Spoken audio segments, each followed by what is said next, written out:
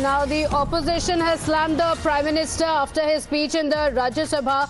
Shiv Sena MP Priyanka Chaturvedi branding Prime Minister Modi a salesman for the Adani Group. Taking to Twitter, Priyanka Chaturvedi saying spokesman and salesman of the year award for the Adani Group goes to our one and only Honorable Pradhan Mantri ji. That's the dig coming in from the opposition after the Prime Minister's address in the Rajya Sabha. Shiv Sena did not participate in the motion of thanks simply because we believe and will continue to believe that till there is no JPC, the country will not know the real truth of the kind of extent of support that has gone from the government of India to this particular group. The country would want to understand from a Prime Minister who spoke on zero tolerance to corruption that he allowed such a big scandal to happen and did not activate SEBI, ED, CBI, which is usually very proactive when it comes to cases of the opposition leaders. So Prime Minister's speech, from whatever I was watching it at home, it clearly shows that Prime Minister is, going totally mute on this particular bit, shows he has proved to be the spokesman and the salesman for the Adani Group. All right, that's a reaction coming in from the Shiv Sena MP. Now the more reactions coming in.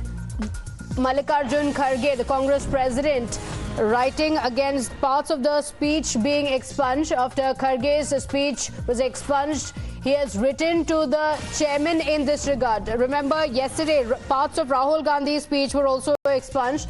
My colleague Niyamika joining us with the details. Niyamika, which are the parts of Mallikarjun Kharge's speech that have been expunged? This comes immediately after Rahul Gandhi's speech. Parts of it had also been expunged that led to a massive controversy.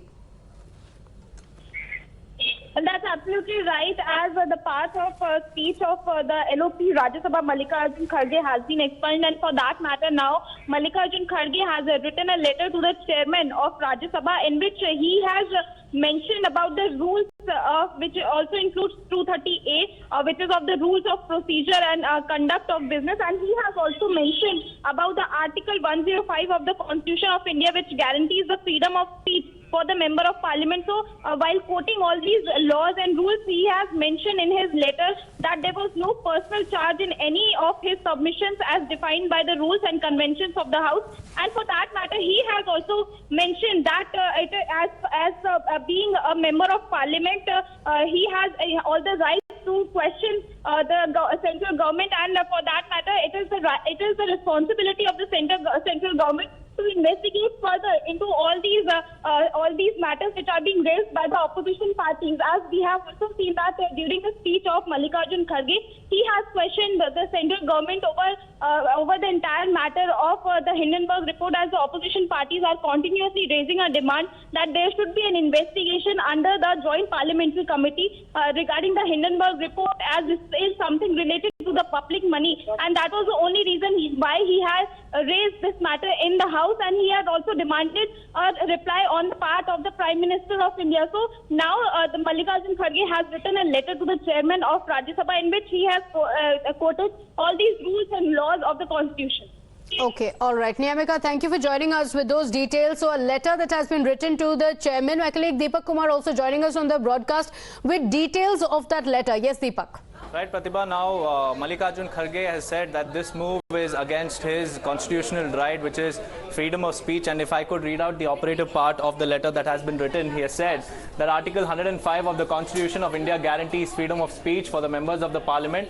In consonance with the constitutional guarantee and rules of the House, a member is only required to authenticate any document that he lays on the table of the House, and there is no convention or provision of authentication of points made in a speech on the floor of the House. Any direction or rule of the House cannot subvert the constitutional guarantee of the freedom of speech, and in view of the above, there was no personal charge in any of Kharge's submissions as defined by the rules and conventions of the House. Now, he has also mentioned that it would be an inversion of the system of governance if the opposition members are expected to carry out complete investigation, gather evidence, and then raise the matter on the floor of the House.